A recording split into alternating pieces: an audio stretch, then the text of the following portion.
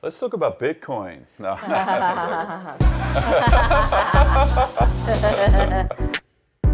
In this episode, we thought we'd go a little bit kind of deeper into the psychology of music mindset and being the best versions of yourself and how to prime yourself on a sort of daily basis. Now, I know that, life can be really, really tough at times, and it can feel like everyone is out to get you and, the whole world is kind of trying to pull you down. But I always feel like it is all about how you prime yourself up each day and how you end each day as well as like the key and critical ways of making yourself the best version of yourself. And, all sorts of, we're going to deep dive into what does the ideal morning look like? What does the end of the day look like?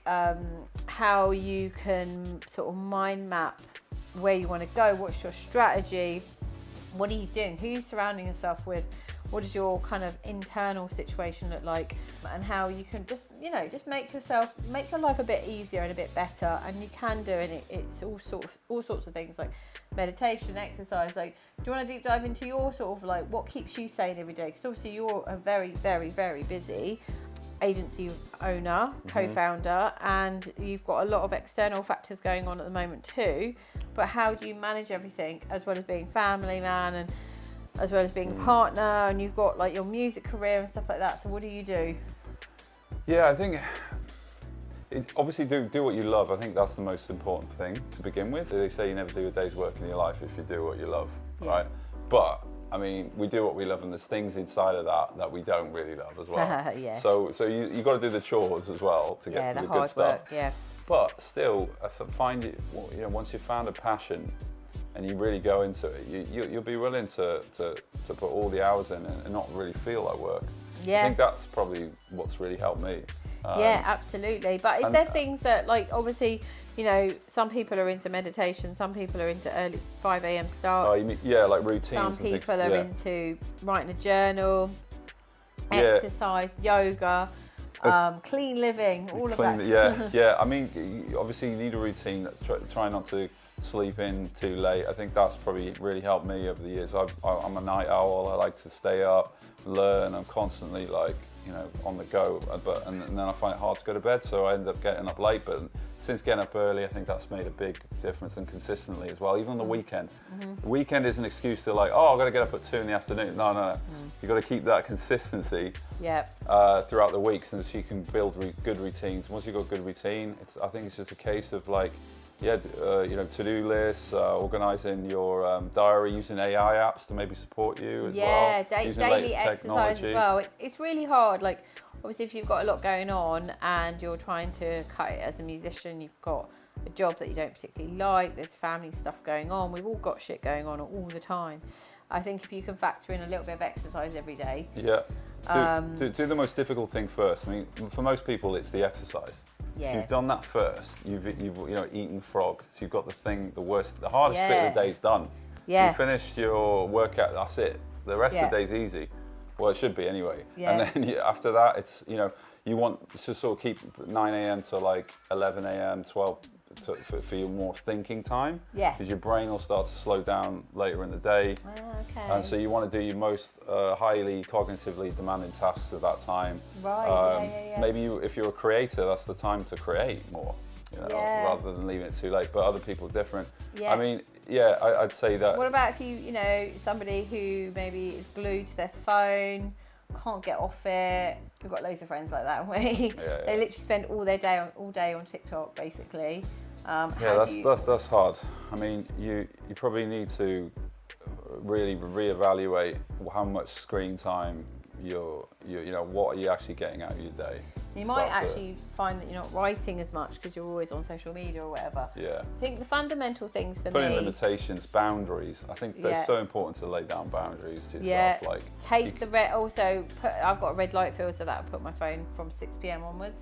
So that basically doesn't fry my brain when I try and go to bed. Yeah, there's like a power down or something that you need to do. It's true though. I mean, I've done it myself with blue light till 2 in the morning. You're frazzled.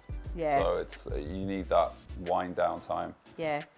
I found for me, one of the key things, the biggest kind of turning points in my life was when I decided to kind of come away from quite a hedonistic sort of lifestyle. Do you remember when we first met? We were a bit crazy, weren't we?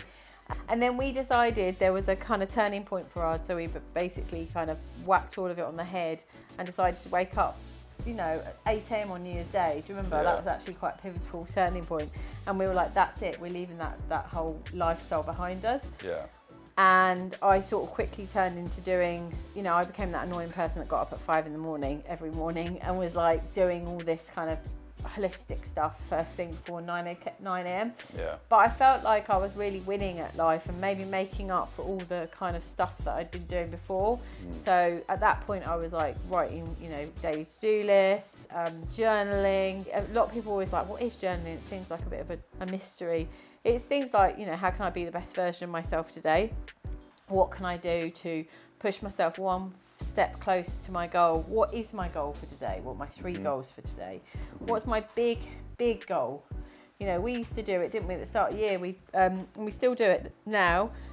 We put together like a big manifestation map for the year. I know it sounds crazy, but even things like pictures, like where do you want to be? What, you know, I want to be on a beach in Thailand. We'll cut out a picture of a beach in Thailand and stick it by your computer every day so you see it. I've written an album. Okay, well then write, you know, album, 5, 10 tracks or whatever. Yeah, like a visual of a visual. Visualization is huge, and I think it can really propel people and keep them on track and keep them focused as well. As an artist as well, you're dealing with a lot of chaos because art is always chaos and into order, isn't it? You've got an imagination that has all these different ideas and you're trying to condense it down into some kind of order, into a piece of something or a piece of music so naturally you don't want your day to become chaos as well. No. So you've got to somehow keep order but allow the chaos to then be turned into order, if you see what I mean. I think even as an artist you almost need to treat it like not 9 to 5 but just a regular routine every day. So that it doesn't just become this like continuous chaos and you don't really know whether you're going to finish something or start something or so you could end up just like, you know, having tons of people over sort of writing but actually you're getting wrecked and like nothing's really happening. You're kind of deluding yourself into thinking you're being creative and that's part of the chaos of being an artist, but it doesn't actually produce anything. So it's like, I mean, just on that point, the Beatles were given that order when they were put into Abbey Road because they said you've got 3 hours to write a song, you're here at 9 a.m. and you need to finish it in 3 hours. And they're a songwriting machine, so they put out hundreds of tracks. So and it might sound quite contrived, but sometimes people need that. You know, we all work quite good under pressure. I know I do. If I have a deadline, I tend to start my deadline like. It actually helps the creative process because you can get things finished and you make decisions, create decisions so that you can move on. And so I think that's really important. Structuring your day as well, because if you're like, I don't know, you 9 to 6 or whatever, you work somewhere in an office but you want to be a musician, it might be that you have to carve out a bit of the evening, you know, once you put the kids to bed. 10 to 11 is your writing slot or your production time or whatever, and you just lock yourself away, take yourself off Netflix and social media and just write, isn't it? And I think a good hack for artists who aren't feeling inspired and they're like, oh, I'm just going to go to bed or watch Netflix, just say to yourself, look, I'm going to write one lyric, one line, or I'm going to write one chord. And that's all I'm going to do. And before you know it, you've written a song. You've started the process of writing. Definitely. It's the start that's the hardest. It's like saying I want to go for a run. It's the hardest bit's the first minute, the first second you decide to go. To start good habits, just start off small in your mind. And it might be something as simple as like, you know, you go into your room, your bedroom or your studio and you give it a good clear out and you just make things a bit more accessible, like you've got your keyboard next to you, you've got your computer in front of you, you've got your guitar to your left. Like workflow is huge.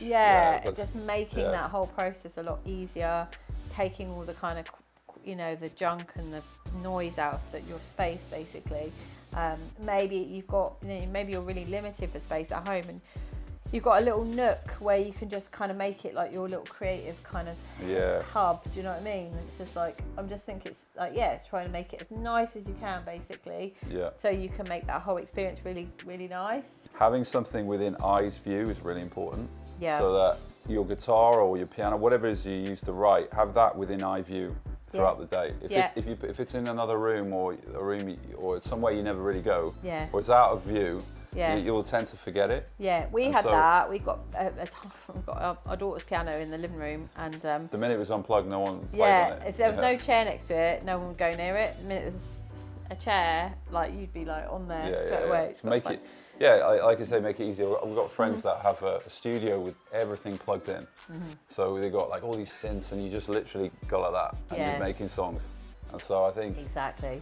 yeah. What about things like meditation and like, I don't know, just like your diet and things like that? How would you kind I of... mean, well, diet's huge, isn't it? And I think, what you put, food, crap in, crap out, so you've got to make sure it's good stuff going in, good stuff going out. Yeah. But Yeah, trying to obviously eat as healthily as you can, drink water. I know, like, they're all very basic things, but like, you know, if you're sort of smashing 9 coffees a day, which you're kind of nearing at the moment, aren't you? No, like, you know, just here try I am and... preaching, but Yeah, and there's a lot of gurus actually say don't have any coffee for the first hour of the day, because actually that's when you're coming up naturally, and then if you wake up at 8 and you have a coffee at 9, you'll start flying for about a few hours after that. Yeah. So give yourself that little bit of a break. Don't pick your phone up first thing in the morning. We all do it, I know. Just grab your phone, it's next to your bed. That just like, apparently it's a really distracting tool. If you do that in the first couple of minutes of your day, you'll get distracted by your phone all day. So try and leave an hour either side, morning and evening, to not picking up any device, and literally, if you can, just sit there with a pen and paper. I know that my brain can be really busy when I've got a lot going on, and what I tend to do is something called morning pages, where I just scroll for like 3 pages, whatever's in my brain, to tip it out. Normally if it's, you know, weird stuff's going on outside of what, like, you know, life or whatever, by the time I've written that 3rd page, I find that it's kind of left my system, and I feel quite kind of settled and calm. I'm really bad at meditation. I kind of pick it up and put it down and pick it up and put it down. I think a lot of people are, obviously there's loads of apps and things that we can all try. But yeah, I think, you know, hopefully that gives you enough sort of tips. There's loads of kind of really cool gurus, and we'll recommend a few kind of below in the comments and stuff like that, people I follow. But yeah, if you've got any comments, anything you'd like to add, we'd really like to hear from you. And we're actually going to be hosting a Wellness Wednesday, first Wednesday of September, 1 p.m. It's open to everybody. It will be a Google Hangout to the whole music industry, and that will be with a self-proclaimed lifestyle guru, mindset guru, is going to do it for free, deliver an hour's masterclass. So if you want to sign up for that, let us know. Cool. All right. Thank you.